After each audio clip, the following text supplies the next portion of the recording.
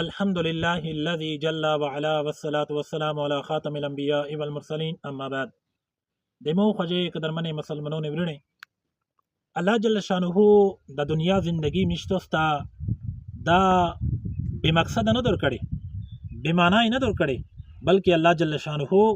دنیوي زندگی مشتوستا یو خاص مقصد دې پر کړي خاص مقصد څه شرا چې مشتو سي دی الله بندگی وکي دی الله اطاعت وکي او د نبی کریم صلی الله علیه وسلم مبارک تعلیمات باندې جمدون تیر کی بیا الله مشتوس نه ردی حقیقی معنی کې کامیاب انسان هغه دا چې چا د الله په توحید اقرار وکړو د الله توحید اومنو د الله احکامات اومنل او د نبی کریم صلی الله علیه وسلم مبارک په تعلیمات باندې جمدون تیر کو دا انسان کامیاب ده. دغه قبرستان طرف ته تاسو وګورئ په دې کې داسې خلک شته چې تاریخ وفات 1965 دا 1969 دا 1985 دا او داسې خلک شته چې هغه پرون دال ترغلي دي یو هفته پیله دال ترغلي دي میاش ولا دال ترغلي دي. نو مقصد د خبره دغه ده چې دې زوی ته به هر قسم خلک درمي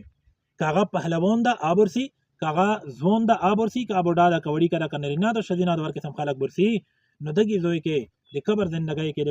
برزخ زندګۍ کې به کامیاب انسان هغه وي چې چا د الله خبره منلې وي او د نبی رسول الله والسلام مبارک تعلیمات لوند جمدین تیر کړی وي. الله پاک ته وکي چې مشته سه د الله جل شانو احکامات د نبی صلی الله علیه وسلم مبارک تعلیمات لوند جمدون تیر کی الله به مشته قبر زندگی حق شلی کی اور آخرت زندگی مه الله جل شانو حق شلی کی وما علینا الا البلاغ.